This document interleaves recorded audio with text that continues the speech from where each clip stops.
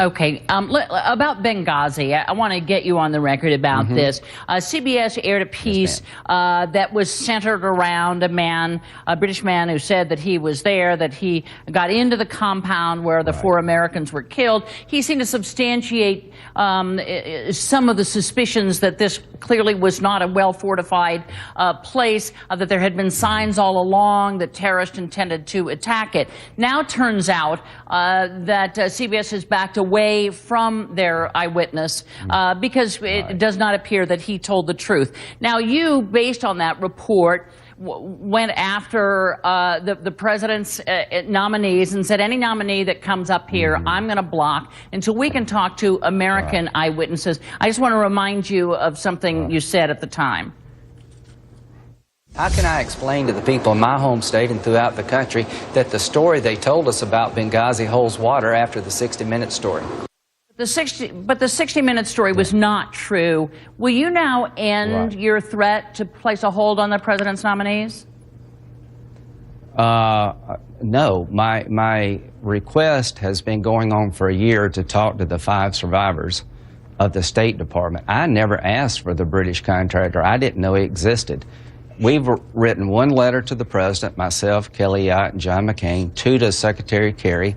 On the 24th of September, we said we would like to interview the survivors, the 5 State Department officials who have been interviewed by the administration but not by Congress. The 60-minute story says that the attack on the compound was not a protest, but a pre-planned al-Qaeda attack that you could see coming for months, and people who said that were not the British contractor.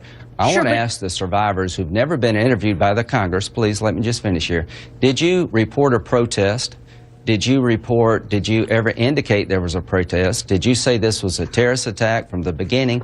When you were interviewed by the FBI 4 days later, did you ever mention a protest? If the survivors, Candy, never said there was a protest, where did the story come from? And did the survivors, would they tell me, if I asked them, had a chance to, was there inadequate security in your mind? Could you see al-Qaeda build up in Benghazi? Did you tell anybody about the threat of al-Qaeda? Sure, and how did they respond? Okay, to me, that's the essence of what I'm trying to get at. Right, and I understand, and you've been at it for some time, but what spurred your action to block the president's nominees was the 60 Minutes report. So that's what prompted you to do this. And now, I mean, you did it the day after and you cited it, and so my question is, are there other ways to get out, to get what you want without threatening the president's, the head of the Fed or the head of the Homeland Security Agency?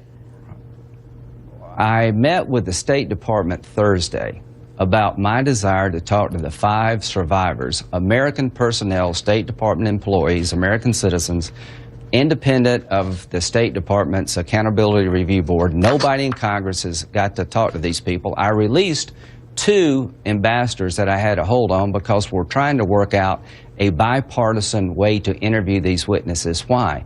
Oversight's important.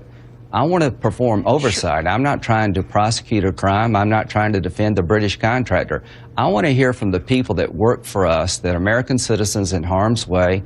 What did you feel like when you were told nobody was coming to help you?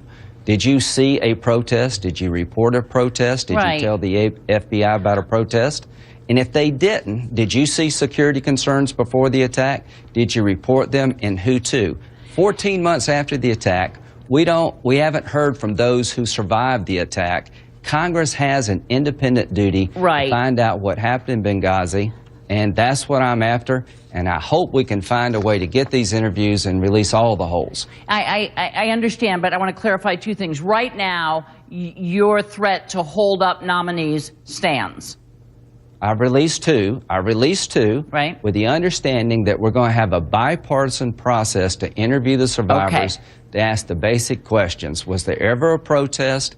Did you report a protest? Were you concerned about security before the attack? But it holds in general. What did they tell you? Depending on the situation, your threat to place holds, it holds. Okay. And finally... And can I just say, the only reason is I've been trying for a year to get the interviews without holes, and you just can't allow something this bad and this this big of a national security failure, for the administration to investigate itself. I don't want to hold anybody. All I want to do is talk to the survivors, protecting their security, protecting their identity, to find out exactly what did happen. Was it a protest? Was it an al-Qaeda-inspired attack? Let me ask you How did quickly, President Obama and Secretary Clinton miss the rise of al-Qaeda in Libya?